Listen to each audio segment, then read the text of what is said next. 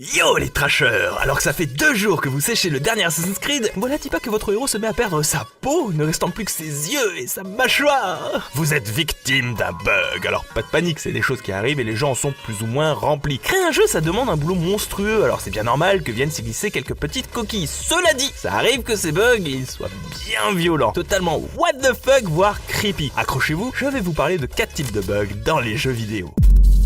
Les bugs what the fuck.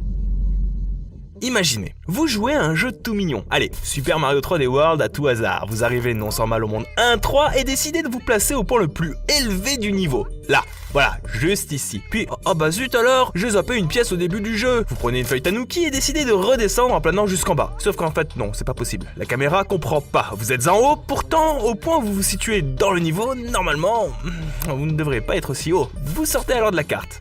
La caméra panique littéralement et vous êtes déjà tellement loin que le jeu va décider de ne plus rafraîchir l'écran. Voilà, vous voilà perdu dans un trip psychédélique assez perturbant. Ça y est, vous voyez le genre de bug? Alors certes, des fois on sait pas trop d'où ça sort et c'est propre au code interne du jeu, les fameuses petites coquilles qui sans raison vous provoquent des bugs comme des corps 100 fois trop gros comme dans Battlefield 3. Mais bien souvent, ces bugs-là résultent en fait de paradoxes propres au jeu. C'est le cas du célèbre bug de la balançoire de GTA 4. Un bug qui permettait à une simple balançoire pour enfants de propulser votre véhicule à des centaines de mètres en l'air sans pression. En fait ici le souci est à chercher du côté du moteur physique. Regardez la balançoire, elle est dans une zone assez petite avec devant un autre jeu pour enfants et derrière une barrière. Si votre voiture se place entre le jeu et la balançoire, cette dernière va, puisque c'est une balançoire, essayer de vous pousser. Sauf que il y a un jeu devant, elle n'agira pas dans cette direction ni même derrière parce qu'en fait bon il y a elle mais il y a aussi une barrière derrière. Du coup la balançoire vous envole le plus rapidement possible en l'air. Seule poussée possible. On retrouve ces petits paradoxes lorsqu'on s'intéresse à la physique ragdoll. Le ragdoll? Mais qu'est-ce que ça? Grosso modo, c'est une physique précalculée, simple à mettre en place, très utilisée puisqu'elle a l'avantage de s'adapter à son environnement. On l'utilise notamment lorsqu'un personnage va mourir, va tomber inconscient, ou lors de scènes générées avec le moteur de jeu, pas en précalculé donc. Cette physique-là est assez complexe à appliquer, et il est rare en fait qu'un développeur puisse l'utiliser parfaitement. Des bugs et autres comportements très bizarres apparaissent alors de temps en temps. Et le plus drôle, c'est lorsqu'il y a une collision. Oui, les ragdolls de FIFA sont très marrantes. En fait, le souci c'est que les ragdolls peuvent avoir tendance à se coller à certains éléments du décor ou autres modèles 3D animés ou non. Et des fois, ça donne des situations bien cocasses. Bon, il y a aussi la physique pétée des bateaux d'Assassin's Creed 4 Black Flag. Il y a un petit côté Black Pearl, tout ça, c'est très chelou, mais honnêtement, on n'a rien compris.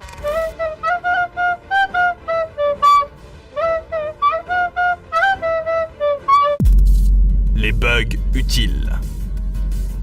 Eh oui, certains bugs peuvent servir à quelque chose, c'est dingue hein. Oui et non, il y a des bugs qui servent juste à tricher, comme celui qui vous permet de marcher sur l'eau dans GTA V. Il est pas marrant et permettait à beaucoup de monde de tricher en ligne, et la triche, bah vous savez, Rockstar n'aime pas ça. Ou encore le bug du volcan grondant de Mario Kart Wii, qui vous permet de finir la course donc du volcan grondant en quelques secondes en tournant simplement autour d'un petit volcan derrière la ligne d'arrivée.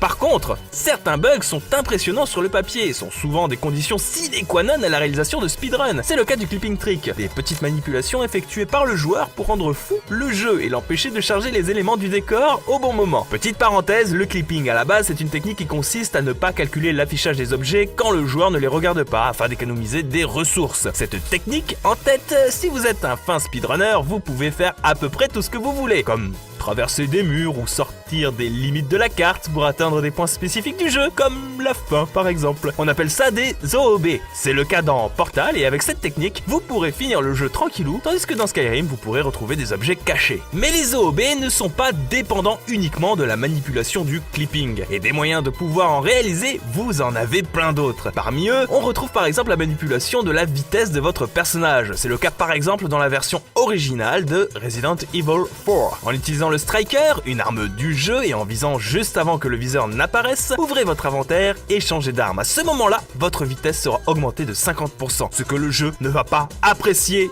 du tout, puisqu'il est calibré sur une vitesse normale. À cette vitesse, donc, vous ignorez les collisions. Certains murs considérés comme infranchissables le deviennent, ce qui vous permet d'éviter des boss relous et de passer certains événements. Le OOB le plus marrant et le plus impressionnant reste quand même celui des pinceaux dans Oblivion. Je suis sûr que certains d'entre vous le connaissent déjà. Il vous vous suffit d'empiler des pinceaux qui tiennent tout seuls en l'air. Ce bug a son utilité. Si réalisé au centre de la cité impériale, il vous permettra, en réalisant un escalier de pinceaux, d'aller dans le toit d'un des bâtiments central. Vous tombez donc dans la texture du toit, un bout de porte dépasse, vous l'ouvrez, et vous voilà à la fin de l'histoire principale. Bravo. Le truc, c'est que ces pinceaux ne sont pas du tout des pinceaux normaux, et une fois posés, agissent comme de petites plateformes invisibles. À vous de les empiler pour aller où bon vous semble. Mon copain Lopoc a réalisé une vidéo où il vous explique comment fonctionne ce bug de A à Z, et tout est en description. Les bugs qui font peur. Relativement similaires aux bugs what the fuck, ces anomalies gardent une certaine cohérence. C'est-à-dire qu'ils sont loin d'être aussi illogiques que ceux vus précédemment et agissent de manière un poil plus subtile, d'où le malaise. Certains sont à l'origine de creepypasta comme la fameuse ombre de Luigi dans Luigi's Mansion, vous savez, dans cette pièce là où l'ombre de Luigi nous montre un corps pendu. Bon, en fait pas de quoi s'affoler, c'est juste un petit problème de lumière qui vient surélever l'ombre du plombier Froussard. On a aussi le cas des cadavres qui bougent dans Hitman, ces hommes morts qui pourtant vous suivent de partout. Alors, assez creepy en soi, même si totalement inoffensif, ces corps agissent pour une simple et bonne raison. Jamais les développeurs n'ont précisé qu'un corps, une fois mort, ne devait plus bouger. Du coup, le 3/4 du temps, ça passe, ils sont vraiment morts, mais des fois l'état de mort ne va pas s'appliquer correctement, ce qui fait qu'ils vont conserver leur comportement de vivant, tout en étant allongés au sol. La plupart sont en fait dû à des fuites de mémoire. C'est le cas par exemple dans Resident Evil Remake, où à la suite de ce phénomène, les corps deviennent totalement distordus. Il faut imaginer que les parties du corps des personnages, donc tête, corps, bras, etc., soient reliées par des vertrices, les côtés des différents polygones. Ces vertrices sont soumises à différentes variables, X, Y et Z, et que pour une raison mystérieuse, donc on va dire une fuite de mémoire pour le plus vraisemblable, ces variables sont totalement modifiées, ce qui donne des proportions grotesques et assez effrayantes. Et c'est un peu la même chose pour Fallout 3 avec le phénomène du head spinning glitch, dans lequel un certain PNJ peut avoir la tête qui tourne. Vous savez, le genre de truc qu'on voit dans les films d'horreur, là. Ouais, c'est les radiations. Ça le rend pas bien du tout. Le cartridge tilting.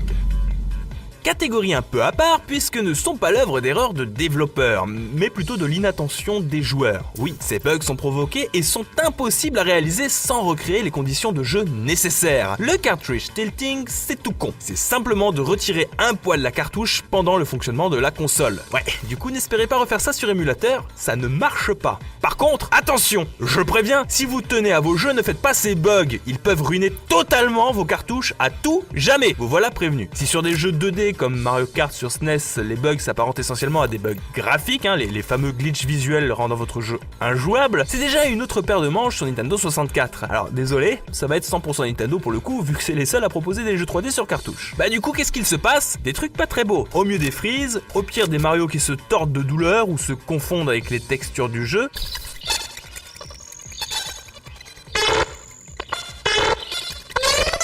Voire des PNJ en totale roue libre dans Zelda Ocarina of Time.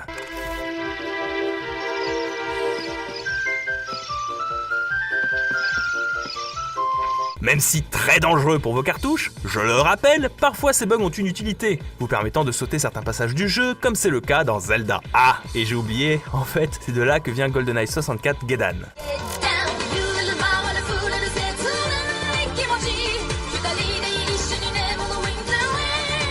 Avec tout ça en tête, je suis sûr que vous allez vous empresser d'aller faire bugger vos jeux. Alors attendez, désolé de vous l'annoncer, mais ça va être un poil plus compliqué que prévu. Aujourd'hui, la majeure partie de ces bugs sont corrigés via divers patchs. Pas pour le rétro, rassurez-vous, on n'en est pas encore là, mais quelque part, c'est normal. Beaucoup de ces bugs rendent votre progression impossible, voire pénible. C'est comme ça, et c'est pas pour rien qu'avec le temps, les jeux récents sont accompagnés de patchs Day One de plusieurs gigaoctets. Généralement, ça vient corriger des problèmes qui, avec l'amélioration technologique, sont de plus en plus importants. C'est triste parce que, pour beaucoup, ces bugs participent à la réputation d'un jeu. Et pas qu'en mal, souvent en bien. Bon, faut arrêter de déconner 5 minutes, heureusement qu'aujourd'hui il y a de vrais suivis des jeux. Je vous rappelle que fut un temps, étaient mis en vente des jeux bourrés de bugs dont la réalisation de certaines quêtes vous empêchait de les finir. Coucou The Elder Scrolls. J'ai réalisé cette vidéo avec l'aide de Lopoc, sans qui rien de tout ça n'aurait pu être possible. Alors je vous invite Fissa à venir voir en masse son travail. Ce gars est juste génial. En plus, il a réalisé une vidéo spéciale pour le cas sur Oblivion. On a fait qu'effleurer certains des bugs les plus mémorables, et il y en a tellement d'autres. À vous de me citer vos préférés en commentaire, lâchez les pouces bleus, interagissez avec la vidéo et qui sait, si ça vous plaît, on s'attaquera à un second épisode. Allez, ciao!